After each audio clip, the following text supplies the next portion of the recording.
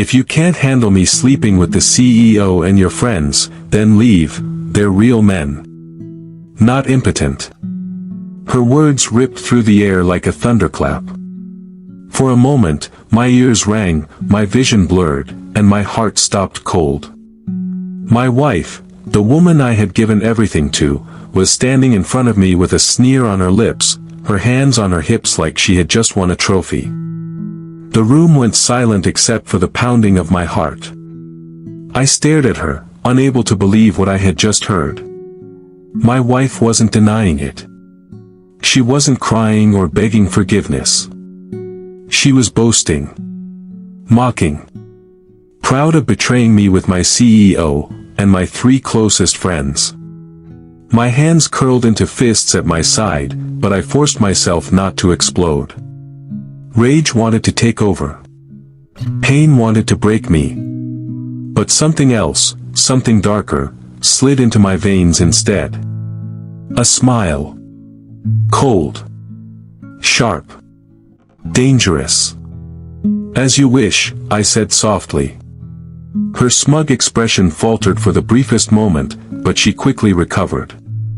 She thought I was defeated. She thought those words were my surrender. She had no idea what she had just unleashed. The next morning, chaos erupted. 5 people, my wife, her CEO, and my 3 friends, were rushed into the ER. Their faces were pale, their bodies trembling with the same strange symptoms. Violent nausea, sweats, weakness that left them barely able to stand. They were placed side by side in hospital beds, groaning and clutching their stomachs. I walked into the ward calmly, hands in my pockets, my expression unreadable. The sight was almost poetic. The very people who had stabbed me in the back now lay there, helpless, stripped of their pride. The door creaked open again, and a doctor walked in, clipboard in hand, his face grave. He cleared his throat, looking at the group sprawled on the beds, then at me, the only one standing tall. "Guys," he began, his voice heavy, "this is hard to say, but you're..." The doctor's unfinished words hung in the air like a blade about to fall. My wife groaned, clutching her stomach, while the CEO barked weakly at him to just say it. My 3 so-called friends looked equally pitiful, their faces beaded with sweat. I didn't need the doctor's words yet. I already knew the truth that none of them could see coming. But before we get there, let me tell you how the knife of betrayal first pierced me. Sarah and I had been married for 6 years. We weren't perfect, but I thought we had love. I thought loyalty still meant something. I worked hard, late nights, early mornings, to provide for us. She worked too, but in a smaller role, ironically under the CEO she now bragged about sleeping with. I thought I was building us a future. A home. A legacy. Instead, I was building her playground of lies. The first crack came 3 months ago. My friend James, someone I'd known since college, started acting strangely. He'd dodge my calls, avoid hanging out, and when we did meet, his eyes would dart whenever Sarah's name came up. I brushed it off at first. People grow distant, right? But then came the whispers. An offhand comment from a colleague about seeing Sarah, too cozy, at a company dinner. A bartender I knew who said he saw her slipping out of a private booth with the CEO, looking flushed. I confronted her then. She laughed it off. Called me insecure. Told me to stop acting jealous like a schoolboy. I wanted to believe her. I wanted to hold on to the woman I loved. So I swallowed my doubts, buried my suspicions, and told myself I was imagining things. But truth doesn't stay buried. One night, I borrowed her phone, nothing suspicious, just to call mine because I'd misplaced it. A notification flashed across the screen before I even dialed. A message from one of my own friends. "Last night was insane. You're addictive. Round too soon." I froze. My chest tightened. My pulse hammered in my ears. Curiosity killed whatever innocence I had left. My fingers opened her messages, and what I saw gutted me. Threads upon threads, not just with one friend, not just with the CEO, but with 3 of my closest brothers. Men who had stood beside me at our wedding. Men I had bled with, laughed with, trusted. Photos. Voice notes. Explicit confessions that left no room for doubt. It wasn't just betrayal. It was humiliation. I wasn't just being cheated on, I was being mocked behind my back by the people I loved most. That night, I didn't sleep. I sat in the living room, the phone heavy in my hand, the darkness pressing in on me. When Sarah finally came home, I confronted her. I showed her the messages, the pictures, the undeniable truth. And do you know what she did? She didn't cry. She didn't beg. She didn't even look ashamed. She laughed. "Philip," she scoffed, tossing her purse on the table, "if you can't handle me sleeping with the CEO and your friends, then leave. They're real men. Not impotent." That was the moment something inside me snapped. The pain didn't vanish, it crystallized into something sharper. Stronger. And I smiled. Coldly. "As you wish." She thought I was broken. She thought my smile was surrender. But as she turned and walked away that night, mocking me under her breath, I swore an oath. I wasn't going to scream. I wasn't going to hit her. I wasn't even going to beg. No, I was going to make her pay. Not just her, the CEO who thought he could toy with me. My friends who thought loyalty meant nothing. Every last one of them would learn what it meant to betray me. And when they fell, they would fall together. The doctor in the ER cleared his throat again, snapping me out of my memories. He adjusted his glasses, looked from the clipboard to the group writhing on the beds, then back at me. "Guys," he said slowly, "this is hard to say, but your test results show something very unusual." The CEO cursed under his breath, trying to sit up but failing. My wife whimpered, clutching her stomach tighter. My friends groaned. The doctor looked at me briefly, as if he sensed something I wasn't saying. And I just smiled. "I'll admit something up front, I'm not a violent man. I don't crave blood or broken bones. What I craved was the same thing every betrayed person wants, the restoration of balance. I wanted them to feel the weight of exposure, the cold humiliation of being seen for who they really were. I wanted their worlds to wobble and then collapse, piece by piece. So I planned accordingly. No theatrics at first. Revenge tastes sweeter when it's slow-cooked. I hired a private investigator, nothing Hollywood, just a quiet, professional man who smelled of old coffee and knew how to read people. He did what I could not bring myself to do. He collected receipts, timestamps, locations, screenshots, voice notes. He compiled everything into a file so thick it felt like evidence that could crush a truck. I didn't stop there. I watched. I waited. I let the pieces come to me like fruit ripening on a tree. I learned their routines. I learned what made them comfortable, what made them proud, what made them careless. James, my oldest friend, had a weakness for celebrations. He loved being the center of attention and the first to raise a glass. Mark and Tyler liked the anonymity of a crowded room, they assumed a party was safe. The CEO liked showing off his power, tables reserved, VIP access, laughter that drowned other people's misfortune. And Sarah, Sarah, thrived in the halo of male attention. She would walk into a room and absorb all the light, and those men would orbit her like planets.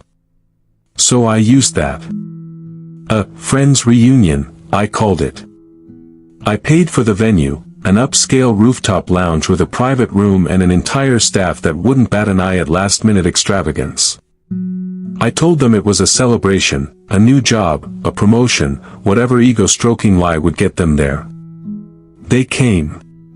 They were dressed sharp, smelling of aftershave and success, buzzing with bravado and the easy intimacy of men who believed themselves untouchable. I hired a small AV crew under the pretense of capturing the night.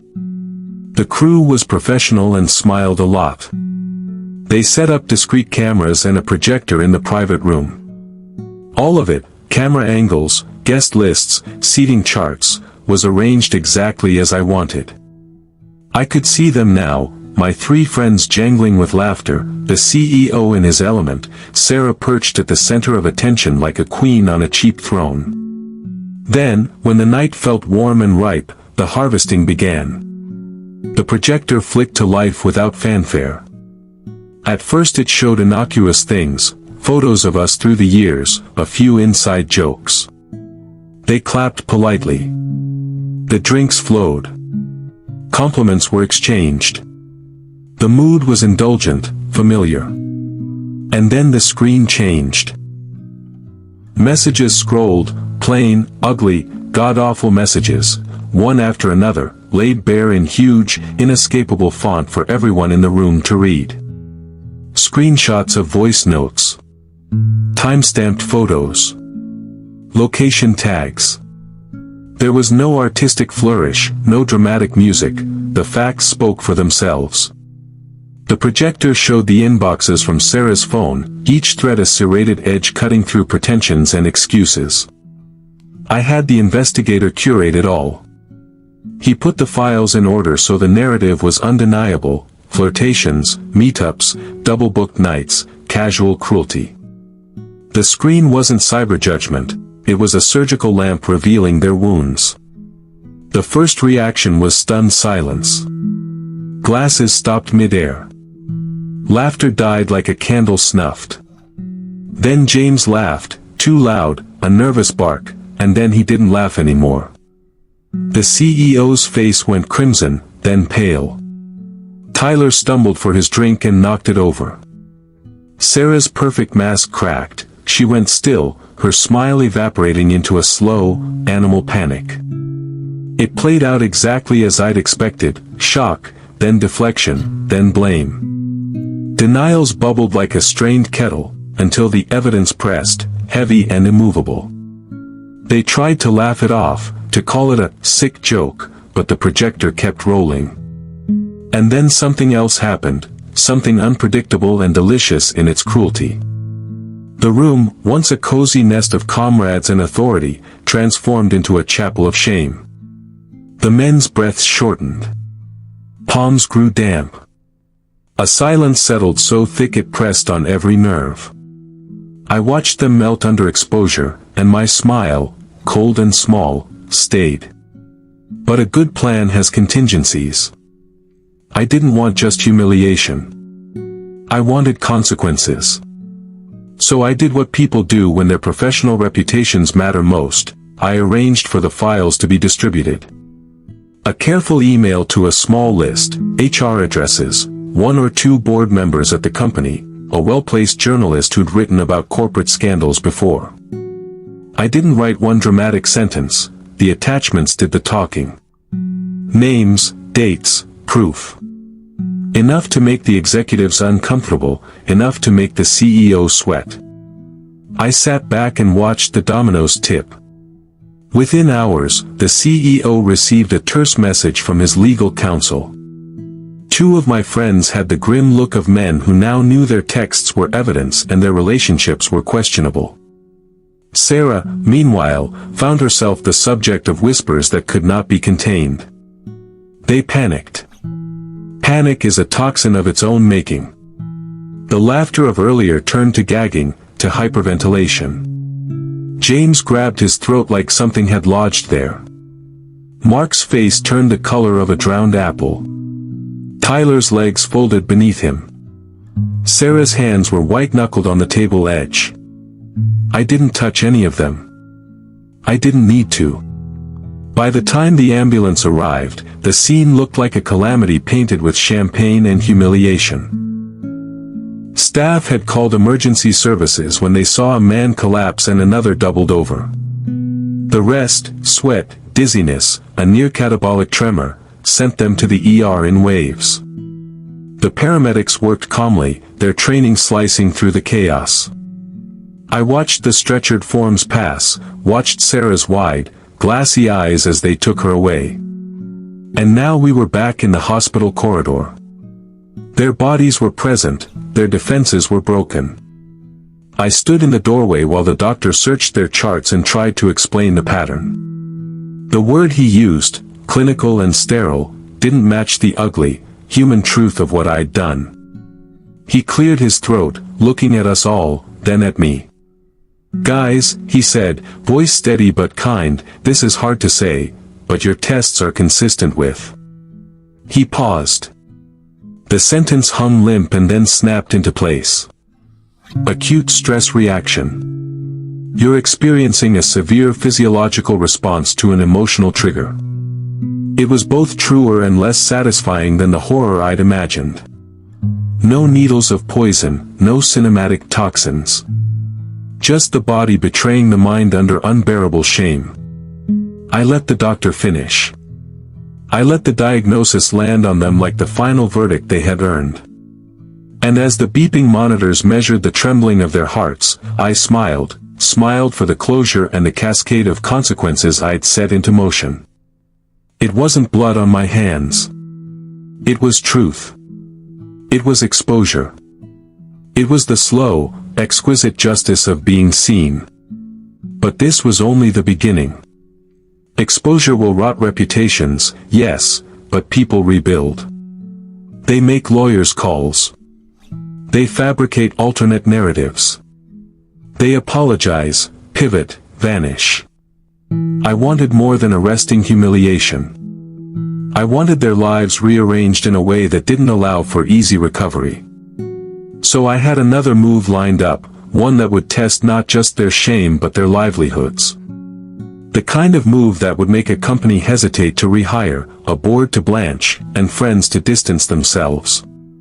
I folded my arms and waited for the doctor to finish his sentence. The rest of my plan was already sliding into place, like silk pulled through a ring. The doctor's clinical diagnosis hung in the air like a verdict, acute stress reaction. It felt almost anticlimactic to them, a phrase from a medical textbook, but the truth behind the words was brutal. Their bodies were betraying them because their lives were being exposed in the rawest way possible. Shame, humiliation, and the physical collapse that follows when you realize the scaffolding you built your identity on has been sawed away. Paramedics wheeled them into a curtained section of the emergency room. Nurses fussed, IVs, blankets, oxygen, doing the practical things that make panic look less terminal.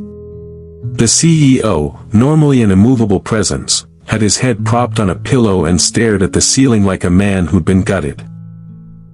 James kept trying to sit up, only to slump back with a sound like a boy being scolded. Tyler's breathing was shallow, Mark's hands trembled so badly he could not sign the admission forms. I took my place in the sterile corridor and watched while the rituals of triage made them human again, then smaller. A nurse murmured, "We need to call their next of kin." A doctor asked if anyone wanted to speak to a social worker about counseling. I heard the words like a distant crowd. None of it reached the part of me that had already moved on to the next phase. News travels faster than I expected. Within the hour the lounge's discreet staff had done what any prudent business would do, they shuttered the private room and compiled a statement. Someone had already started a group chat with screenshots. The investigators' careful work had a half-life. Once you release a thing into the wild, it grows teeth you didn't plan for. Within a couple of hours, the CEO had 2 terse messages from legal. James got voicemail after voicemail from old friends. Mark's wife texted, a single, silhouetted knife of a question, "Is this true?" Tyler's mother called and then cried in a way that made my chest tighten for a second, just one beat, before hardening again. I didn't gloat in their rooms, I let the exposure do that job. But I did not leave them to chance. I had a file of documents to hand-deliver. HR emails, copies of the screenshots with metadata intact, the investigator's report with the timestamps. I walked into the CEO's office the next day like a man carrying a pillow, casual, ordinary, and placed the packet on his desk. He looked up with the kind of contempt that men like him had perfected over the years when addressing subordinate inconveniences. "What is this?" he asked. "Exactly what you deserve," I said. "Proof." "Everything." He tried the old bluff, calling security, calling an assistant, but by the time he realized the scope, the boardroom was already whispering. The legal letters arrived the same afternoon: internal investigation, immediate suspension pending findings, and the polite, corrosive notice that allegations of misconduct could result in termination. The CEO paced like a trapped animal. His veneer of power splintered into sharp, panicked edges. James called me that evening. I let it ring 3 times before picking up. His voice sounded thin. "Phil, man, we need to talk." "Please." "Talk," I said. "To who?" "HR." "The police?" "Your wives?" "The whole internet?" He swallowed. "I never meant." "None of you did," I finished for him. "That's the point." The deepest cut, though, wasn't professional. It was personal and public in ways they could not undo. The group chat where they'd boasted and traded photos had been exported. I fed it to a local reporter who had done a feature on corporate affairs for the City magazine, a smart woman who smelled ambition and understood how power gets trimmed when reputations are at stake. She asked 2 sharp questions, and within 24 hours there was a link in someone's timeline, a headline that felt like a hammer: Company VP under investigation after scandal linked to CEO and associates. That morning the CEO called a brief, stiff press meeting. His face was expertly composed, but the tremor in his hand when he poured water was real. He read a prepared statement about personal matters and cooperating fully. He used the word privacy like a shield. But people smelled blood and circled. At home, Sarah slid into a different kind of chaos. She'd always been able to waltz through awkwardness with a laugh, but this situation had no choreography she knew. Her mother, my Linda, called me the night everything broke. There was a silence at the other end before she said, "He's in trouble." I don't know how to help her. I'd expected Sarah to come crawling, but pride had always been her armor. She tried to posture for a few days, brave snaps, lunchtime stories, pictures as if life were undisturbed. Then the DMs turned. Her phone, once a tool of flotation, became an instrument of damage control. Friends asked questions through messages she could not answer. Her employer, though she was a small fish compared to the CEO, began to treat her in a different tone, one of wariness and thin apologies. Her friends at first rallied with weak bravado, but group dynamics changed when legal letters bookmarked their names. A business partner pulled out of a weekend getaway, 2 acquaintances suddenly had other plans when she reached out. She called me once, one short, shaky ring, and then it went to voicemail. Nothing in her voice said contrition. Only a small, raw fear. Fear widens when your life is built on impression. The trio of my former friends were men whose identities had been partly defined by easy pleasures and small triumphs. Stripped of their private empire of boasting, they had to reckon with what they'd built. James's wife left him for a week. Overnight, her absence was a gaping mirror. Mark got one terse text from his father: "Explain." Tyler found 2 auditors quietly paging his records. Money is loud and unforgiving. The CEO's stock options were frozen pending the investigation. James found that a few clients had quietly requested different account managers. Tyler's side business got a bad review that hit the front page of their forum, the kind you don't recover from when you're already bleeding. The dominoes I'd set in motion clicked louder than I anticipated. But I still wanted them to feel the social rot, the small humiliations that gnaw at the center of a person, the awkward stares, the whispers before a room hushes, the casual acquaintances who become news reports. I wanted them to understand that the world they had taken for granted could turn away in a moment. So I planned small public ruptures too. Anonymized comments in forums that named no names but hinted at impropriety. A text to a mother-in-law with the evidence attached, polite, clinical, devastating. A forwarded email to a charity board that had once boasted of the CEO's philanthropy, just the evidence and a neutral question, "Are you comfortable?" I watched as affiliations began to waver, as calendars became less welcoming. Through all of it, Sarah's calls became more frequent, and then desperate. She rang my phone in the early morning, 3-4 times in a row. I let them ring. She texted me a single message once, "Please. Help. And then another, "I'm sorry." I read them both, feeling a complex, unfamiliar weight in my chest. Part of me wanted to answer, to offer a bridge, but that was not why this story had begun. At the hospital, their bodies were steadying, monitors beeped in comforting, human rhythms. The doctor came by, soft and businesslike, and gave them a rundown of what he'd seen: dehydration in some, severe anxiety attacks in others, physical manifestations of a mind under siege. He recommended therapy. He recommended rest. He recommended time. Time.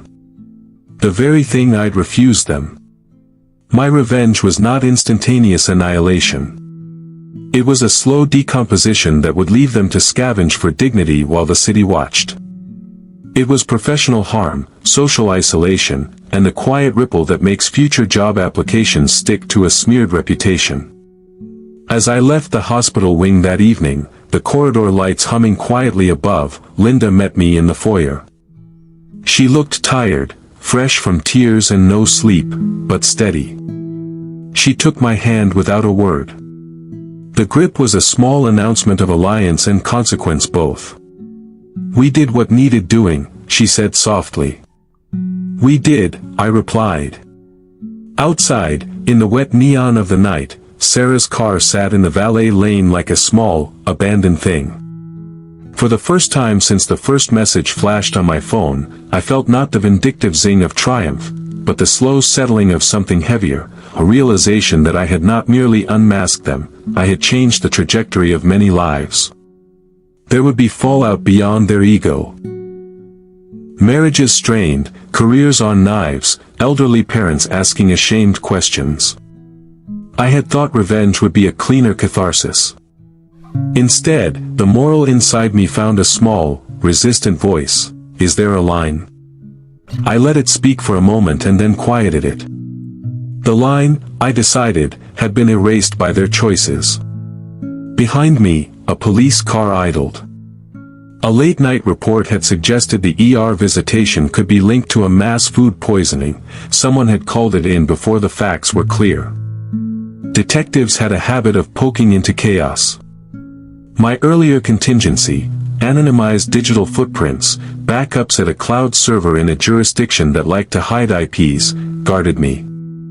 I had prepared for scrutiny because I had expected retaliations. The next move would be crucial. Exposure had stung, and the public had eaten. But men of power can rebuild when they have access to money and lawyers. My next layer of strategy had to be surgical, something that would be harder to paper over, personal consequences that reached into the heart of what made them proud. I folded my hands in my coat pockets and walked toward my car. The night hummed with radio signals and distant traffic. The road ahead was no longer only about revenge. It had become about rewriting the terms on which trust and betrayal were paid for. And somewhere, in the folds of my plan, a final act waited, one that would make it impossible for them to return to normal without first confronting every single terrible thing they had done. They thought the projector and the hospital were the end of it. They thought humiliation had been the coup de grace. They were wrong.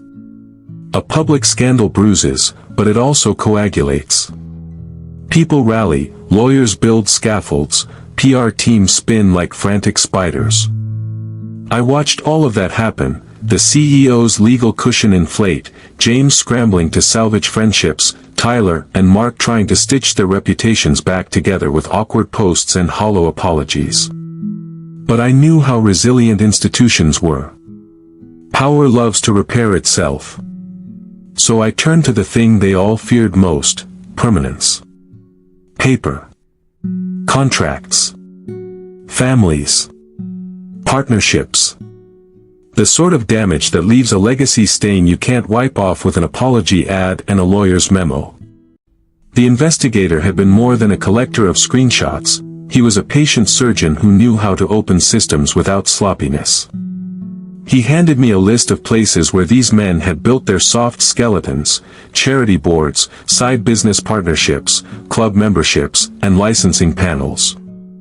Places where reputations mattered not just for ego, but for income, invitations, and influence. First, the charity. The CEO was perched on the board of a philanthropic foundation that loved press releases and gala dinners. I wrote them a concise, unemotional note: we have documented evidence of misconduct involving a board member. We're sharing these with you in the interests of transparency. I attached a small, meticulous file, enough detail to prompt a review, not a trial by media. Within 48 hours, the board convened an emergency meeting. The CEO was quietly asked to step back from his public duties pending investigation. His name, once a headline of benevolence, was now a cautionary footnote on the organization's page. Next, the business partners. James ran a boutique consulting outfit that relied on word-of-mouth trust. A few careful emails, a hint to a client that we've become aware of conduct that may affect ongoing engagements, and suddenly meetings were rescheduled or cancelled without explanation. James's main retainer quietly shifted to someone else. I let those ripples hit him where it smarted, his bank balance and his confidence. Mark's side venture, a classy bar where young professionals toasted promotions, was next. I contacted the landlord and a neighborhood association with a neutral-sounding concern about patterns of behavior in one of your establishments. Gossip moves faster than money. Within a week, his landlord decided to reconsider the lease renewal. The bar's reservations slowed to a drip. Tyler's niche freelance contracts evaporated after an anonymous tip to a relevant industry forum. People who buy reputations are allergic to controversy. A cascade of polite rejections turned into a professional winter. And Sarah, my wife, felt the strangest, most intimate of collapses. Her friends left her rooms unreturned, messages unread, and invitations evaporated. The men who once orbited her like satellites turned away because proximity now meant collateral damage. Her brand of easy living, dinners, parties, flattering attention, evaporated into silence. Exposing people publicly is one thing, undercutting the private scaffolding that supports them is another. I had thought of this before, and I did it with a measured cruelty that I still rationalized as justice. I sent carefully curated packets to family members, evidence accompanied by a short, sober explanation. To the CEO's elderly mother, a packet with dates and locations and a note that read, "We think you should know." To James's wife, whose pride in her husband had been luminous, I sent the same, followed by one sentence: "We know this will hurt. We're sorry you're discovering it this way." I didn't sign my name. I didn't need to.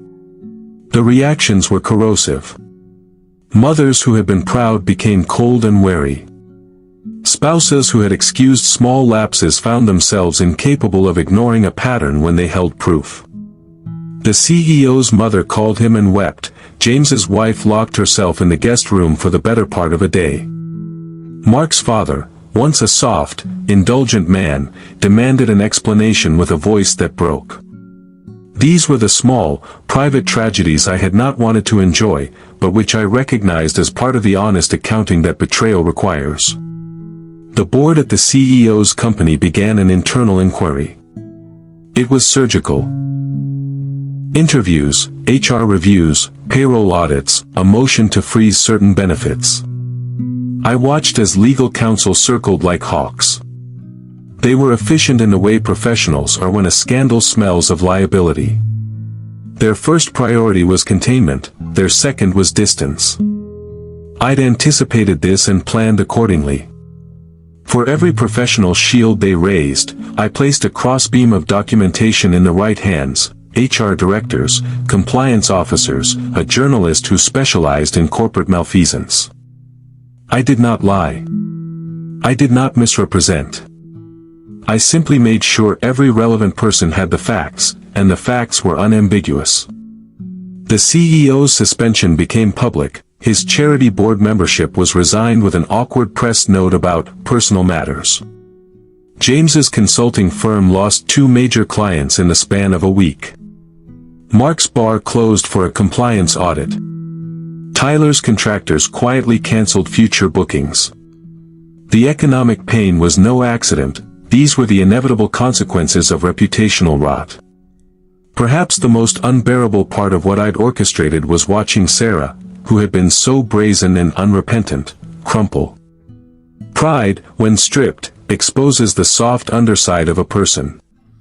She would go out and come home with a face like someone who'd lost her map. She tried to maintain a posture, brunches, staged photos, defiant captions. Each one felt like a hand waving above water, visible, desperate.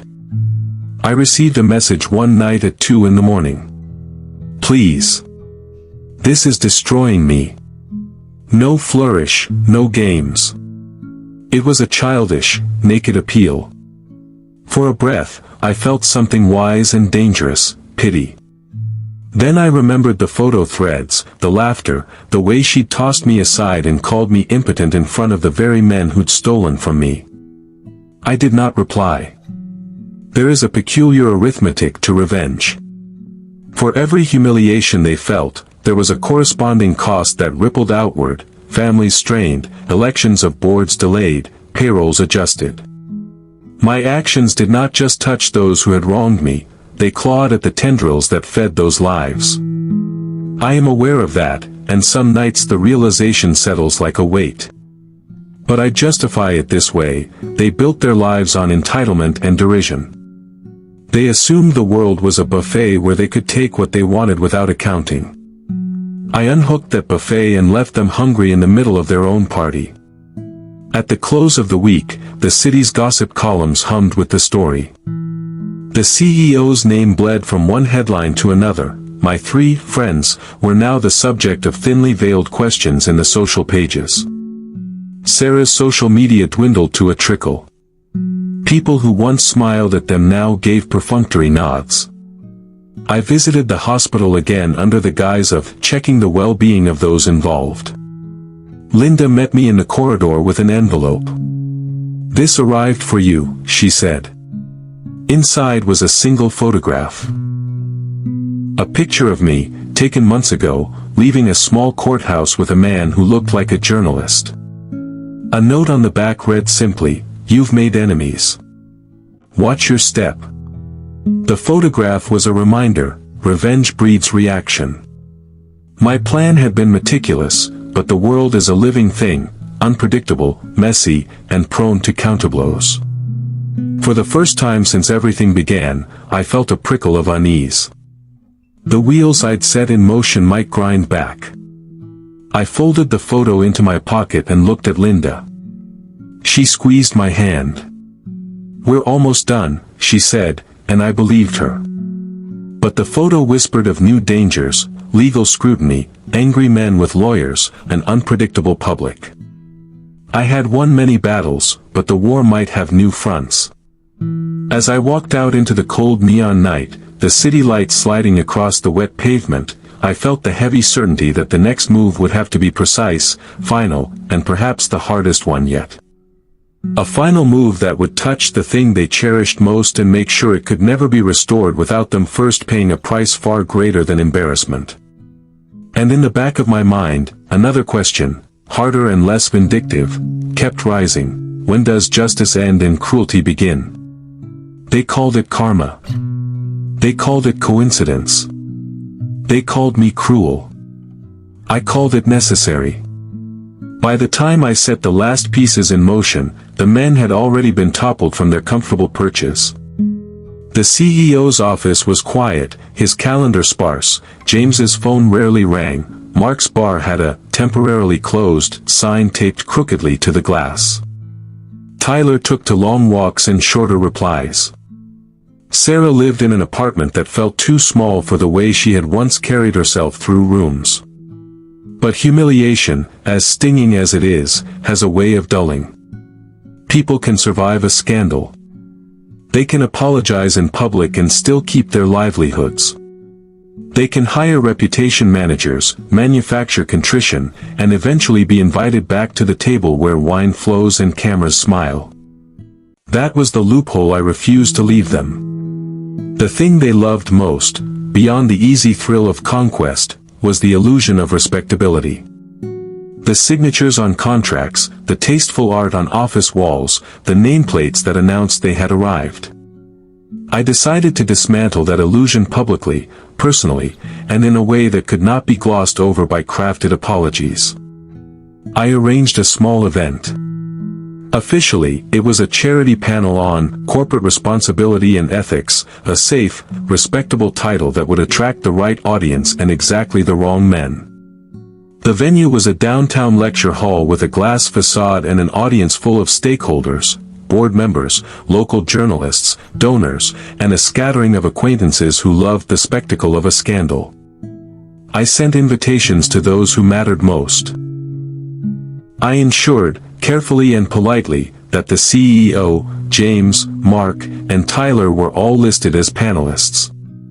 They accepted. Pride makes fools of men. On the night, the panel room glittered with expectation. The CEO took the center seat, his composure rebuilt, at least on the surface. He smiled at cameras and leaned forward like a man who was used to being listened to. James rehearsed points about client trust. Mark spoke about community. Tyler nodded in all the appropriate places. Sarah sat near the back, cheeks hollowed by sleeplessness, trying to measure the room for allies. I sat in the third row, palms folded, like any other attendee, but my fingers were not idle. I had prepared a binder, printed copies of key evidence, statements from families, testimonies from the people who had been hurt by their actions. I had also prepared the room. A live stream had been discreetly set up and linked to the emails I'd sent the day before. The moderator, a woman with a reputation for tough questions, knew exactly how to proceed. I'd briefed her lightly. She had seen the evidence and agreed to the angle, ethics in the light of real mistakes, and the responsibility of leaders. The panel opened with the usual platitudes. The CEO spoke of learning, humility, and moving forward. People nodded. Cameras captured the contrite smiles. Then the moderator stood and said, "Tonight, before we move to questions, we received correspondence from several parties that we believe merits discussion. These are not anonymous accusations, these are documented claims with timestamps and corroborating evidence. We have distributed copies to the panel."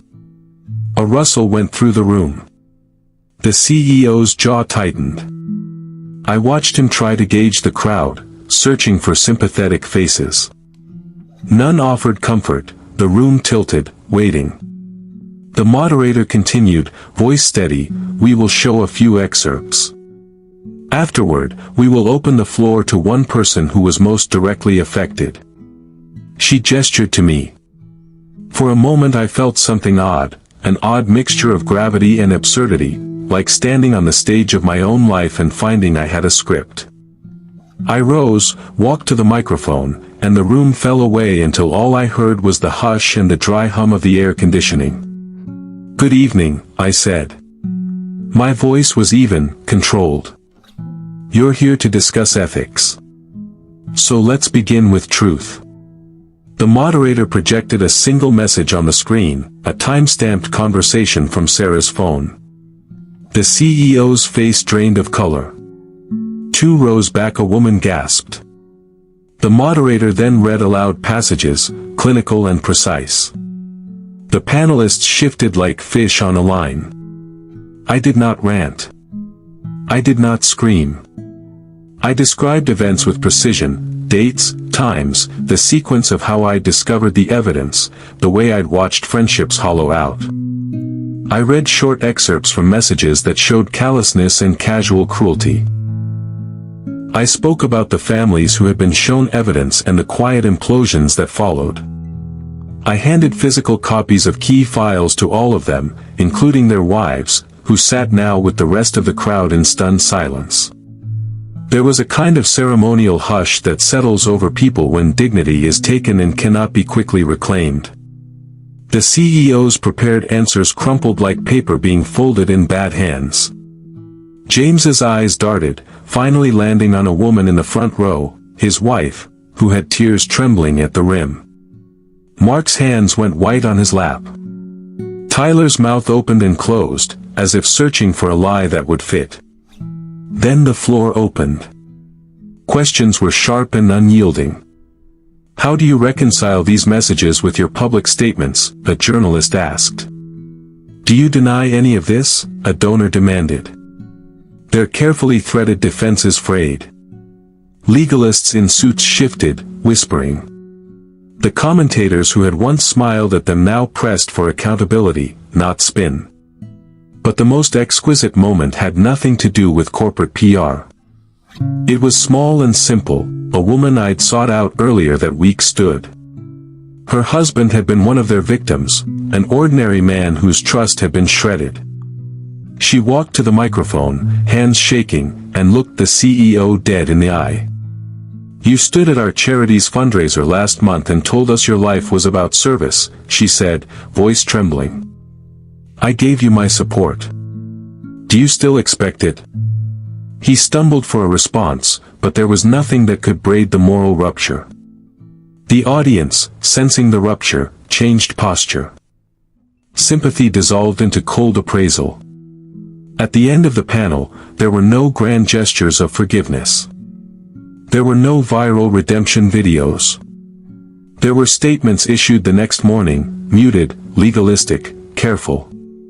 The CEO announced he would step down temporarily. James resigned from a board appointment he had been due to accept. Mark's landlord decided not to renew. Tyler's clients filed complaints that were now climbing HR ladders. But the true reckoning came in the soft, private moments that followed. I watched spouses have long conversations in parked cars. I saw mothers deliver hard questions in trembling rooms. I saw men who had once laughed the loudest ask, for the first time, how to rebuild a life without the easy appetites they had indulged. After the panel, Sarah found me in the hallway. Her face was red from crying, mascara had run. She stood too close, seeking something I could not give. "Please," she whispered. "You have to stop. I can lose everything." I looked at her, at the woman who had once been my partner and then my betrayer. There was still a flicker of what we had been, a small, stubborn ember. It did not save her. "You had your choice," I said quietly. "You chose them." She reached out, fingers grazing my sleeve like a child begging. "I'm sorry, please. I'll do anything." I felt something like pity, a tiny, dangerous warmth. But pity wasn't the same as forgiveness. I thought of the messages, the laughter recorded in texts, the smug comments aimed at the very thing I'd been called, impotent. I thought of the nights I'd sat awake and catalogued every slight. I thought of how easily they had thrown people away. "There's nothing you can do to make this right," I said. "Not in the way that matters." Her shoulders collapsed like a building losing its last support. She sobbed, a sound that was raw and small. Around us, life moved on. Janitors rolled trash bins, conference staff folded chairs, phones began to buzz with a new headline. As I walked away, I understood the cost. I had stripped them to their bones in public, and the bones were visible now for all to judge. I had given them a personal reckoning that would not be soothed by legal fines or PR firms. They would have to sit in the quiet with their choices. But one thing still unsettled me, an ache that had nothing to do with vengeance and everything to do with aftermath. The photograph I'd found slipped into my pocket weeks ago, the one of me leaving the courthouse, never left my thoughts. There were watchers out there. Not all enemies wore suits. Some hid in the background, patient as shadows. As I stepped into the night, the city lights felt colder than before. The final act I'd planned had landed. The world had seen. But the world had also started to look back. And in the dark, somewhere far away, a new plan began to take shape, less about punishment and more about protection. The war was not yet over. The city had begun to forget the headline the way it forgets most things, slowly, in a haze of new scandals and newer appetites. Newspapers sharpened their teeth on fresh stories. People who had been loud in their condemnation found new distractions. The CEO's name trailed off into corporate legalese. My 3 former friends learned to lower their heads in rooms where they once had swaggered. Sarah's social feed became a study in absence. But forgetting and forgiving are not the same. The wounds I'd opened did not stitch quickly. They hatched scabs that would take months, maybe years, to heal, if they healed at all. And those months would be long, full of small, quiet reminders of what had been taken. I didn't want to watch them suffer forever. Revenge had been a means, not an end. The moment I realized revenge had satiated more than it had satisfied, when the rush cooled and the edges of triumph became blunt, I wanted a different thing, clarity. Closure. An end not defined by my actions alone, but by their reckoning and my own. So I did 3 things. First, I made sure the evidence was in official hands. My investigator compiled a catalog and submitted it to an independent attorney who specialized in corporate misbehavior. The attorney passed it to the proper authorities with the careful, dispassionate air of someone who'd handled worse. I didn't want to be a vigilante. I wanted accountability. Let the legal system, with its slow, brutal gears, turn now that the facts were undeniable. Second, I reached out to the people who had been collateral. The small, private tragedies I had touched, the mothers who had wept, the wives who'd held their throbbing heartbreaks in silent rooms, deserved more than evidence and spectacle. I wrote letters. I sat with 2 families in cramped kitchens and listened as they spoke in halting sentences about betrayal, trust, and the future. I did not apologize for my actions, I explained them. I gave them copies of everything, and I left them with resources, counselors, referrals, a fund to cover immediate therapy costs. It was a small attempt to balance the scales, a pragmatic kindness in the wake of a storm I'd started. Third, and most importantly, I chose to walk away from the shape of my life that had been defined by her and them. I changed the locks, but the greater change was in the interior, selling the house we'd picked furniture for together, unsubscribing from the social circles that had felt toxic. Linda and I kept what had grown between us, something genuine, scarred, and tender, but we rebuilt our life deliberately and slowly, refusing to center it on the rubble of past drama. The legal processes were not instantaneous, but they were inevitable. HR investigations drew lines under certain behaviors. The CEO resigned, the board finalized an investigation that recommended policy overhauls and mandatory training, thin cells against damage, but institutional shifts nonetheless. James pleaded quietly with his clients and lost some key accounts. Mark's bar reopened with new management and a quieter calendar. Tyler moved his work to a smaller, more private operation.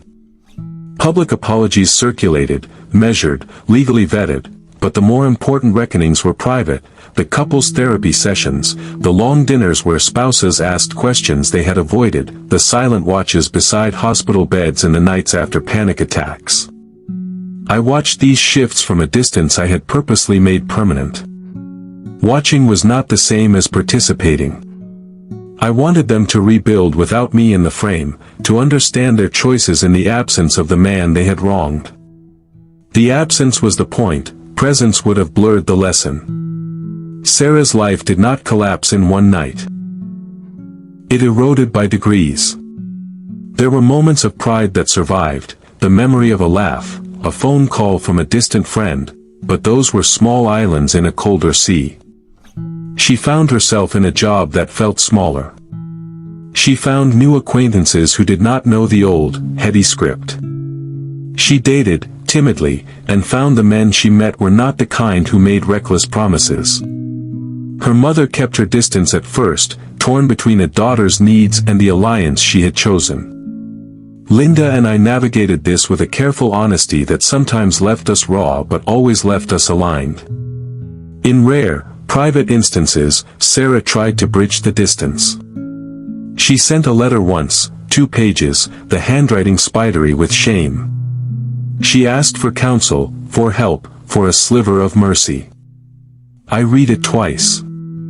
On the second read, I folded it and sent a brief note back, I am not your rescuer. Find help. Do not ask it from me. It was cold, perhaps that was my failing. But years of betrayal had taught me that pity was a dangerous currency. The photograph in my pocket never left my thoughts. The knowledge that I had ruffled more than reputations, that someone might watch and wait, was a persistent, dull throb.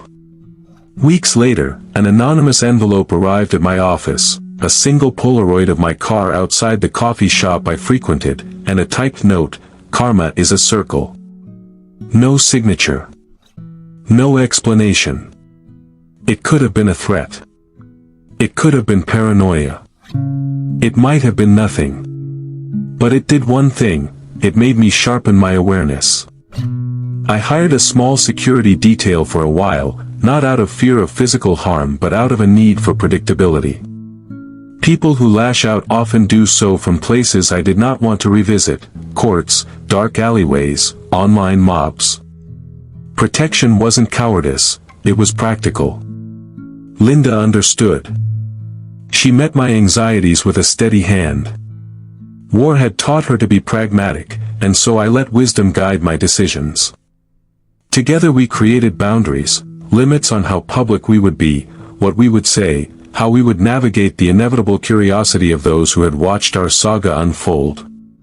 One autumn evening, months into the aftermath, I walked alone through a park. Leaves collected in rust-colored heaps along the paths. A dog tugged at its leash, a child chased a kite. The ordinary world moved with an indifference that felt like balm. I thought about the timeline, the messages, the projector, the hospital, the panel. I thought about the faces, the CEO's hollow stare, James's broken voice, Mark's slouched shoulders, Tyler's thin smile, Sarah's small, crumpled tears. Images that had been weapons remained etched into memory. Then a thought occurred to me that surprised me with its softness. Perhaps the deepest revenge, if revenge must exist at all, was not in their pain but in my peace. Not in watching them fall, but in being able, finally, to sleep without the knife of suspicion lodged in my heart. Not in making them lose everything, but in reclaiming myself. I found myself in an ordinary cafe the next day, reading a book I had left months ago. Linda sat across from me, warm and honest. We did not speak of lawsuits or leaks. We spoke of small things, recipes, a neighbor's cat, a movie we wanted to see. The conversation was ordinary and therefore exquisite. People will always argue about the ethics of what I did. Some will call it cruelty, others justice. The line between them is thin, and I do not pretend I walked it without stains. Revenge is a fire, it warms you for a time and then asks for wood. I fed it because I felt hollow. I do not deny that some of the suffering I caused extended beyond what I had intended. That knowledge is a weight I carry without seeking absolution. But I will say this plainly, betrayal is corrosive. It is not simply a moral failing, it is an act that unravels trust at the seams of a life. The men who betrayed me, those who treated intimacy like a game and loyalty like a liability, had to be seen. Exposure was not a heroic act, it was a necessary correction in a small corner of the world.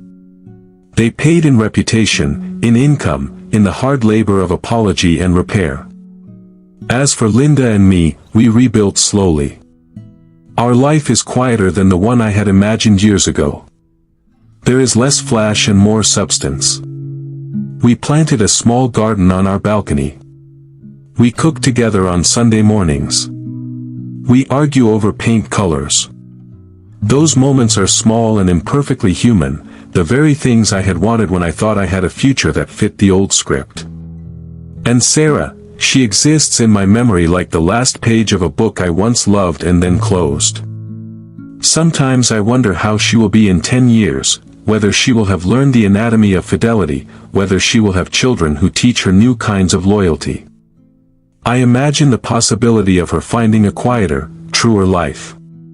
Perhaps that is mercy enough. One night, some months later, I cleaned my desk and found that Polaroid with the typed note. I held it between my fingers, thinking of circles and consequences.